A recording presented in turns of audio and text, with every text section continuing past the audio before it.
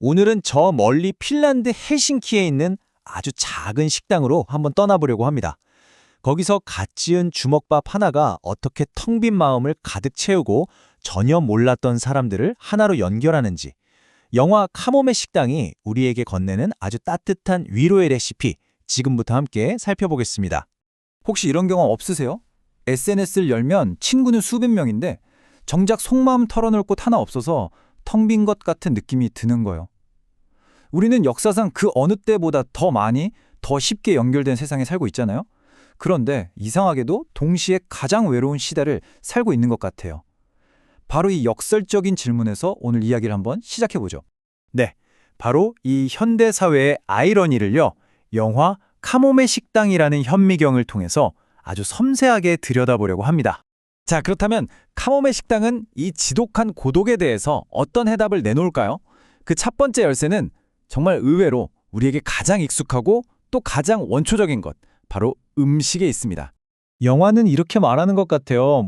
화려한 말씀씨나 대단한 조언이 아니라 방금 내린 커피의 향기, 또 갓 구운 시나몬 롤에 그 따뜻하고 달콤한 온기, 그리고 정성껏 꼭꼭 눌러진 오니기리 하나가요.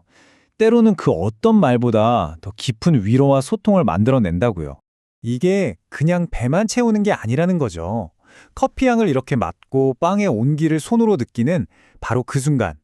영화는 이런 감각적인 경험을 통해서 우리가 오랫동안 잊고 지냈던 사람과 사람 사이의 아날로그적인 연결을 다시 회복시켜주는 겁니다. 사실 핀란드 사람들한테 오니기리라는 건 그냥 낯선 쌀밥 뭉칠 뿐이잖아요. 그런데도 주인공 사치에는 꿋꿋하게 자신의 소울푸드를 만들어요. 왜일까요? 이건 바로 가장 나다운 것이 가장 강력하다는, 그리고 진심은 언젠가 통한다는 그녀의 조용한 믿음이자 철학을 보여주는 거죠. 텅 비어있던 식당에 드디어 커피 향에 이끌려서 첫 손님이 들어서는 바로 그 장면, 기억나시나요? 이 단순한 행위 하나가 텅 비어있던 공간을 관계가 시작되는 공간으로 바꾸는 첫걸음이 되는 겁니다. 공동체는 바로 이렇게 아주 사소한 계기로 시작되는 거죠. 자, 그럼 한 사람의 위로가 어떻게 여러 사람의 연결로 넓어질 수 있을까요? 카모메 식당이 우리에게 제안하는 새로운 관계의 형태, 바로 거리를 지키는 유대감에 대해서 좀 더 알아보겠습니다. 영화는 느슨한 연대라는 개념을 보여줘요. 이게 뭐냐면 서로의 과거를 막 캐묻지 않고요.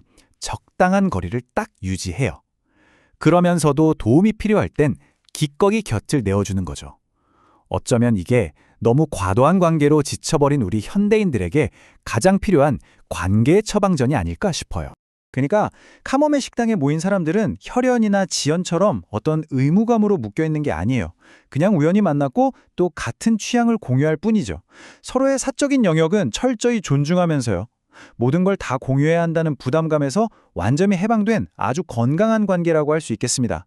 때로는 100마디 말보다 그냥 함께 나누는 한 끼 식사가 훨씬 더 큰 위로를 주기도 하잖아요.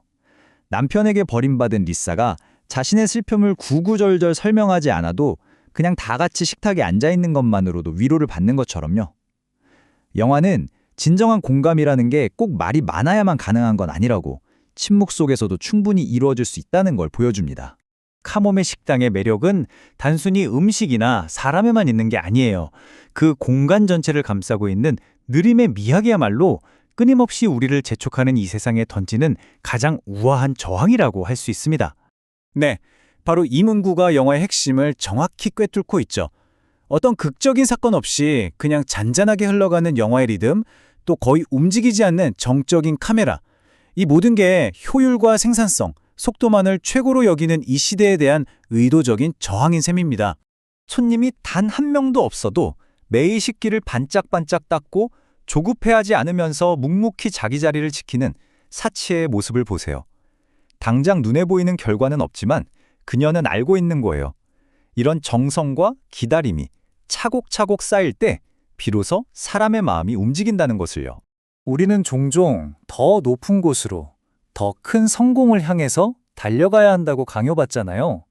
하지만 이 영화는 우리에게 잠시 멈춰서서 오늘 내가 마시는 이 커피 한 잔, 또 누군가와 함께 나누는 이 따뜻한 식사에서 작지만 확실한 행복을 발견하라고 조용히 속삭입니다. 영화는 우리에게 이렇게 묻는 것 같아요. 혹시 불확실한 미래의 목표를 위해서 오늘의 소소한 기쁨들을 너무 많이 희생하고 있지는 않냐고요. 삶의 진짜 가치는 저 멀리 있는 게 아니라 바로 지금 여기에 만족이 있다는 걸 보여주는 거죠. 그리고 이 모든 위로의 가장 근원에는 아주 단단한 기둥이 하나 있습니다. 그건 바로 다른 사람의 시선에 흔들리지 않고 온전히 자기답게 살아갈 용기입니다.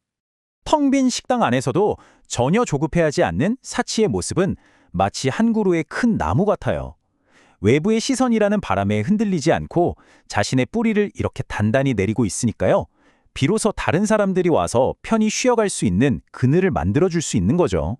결국 카모메 식당은 하나의 취향 공동체라고 볼 수 있습니다.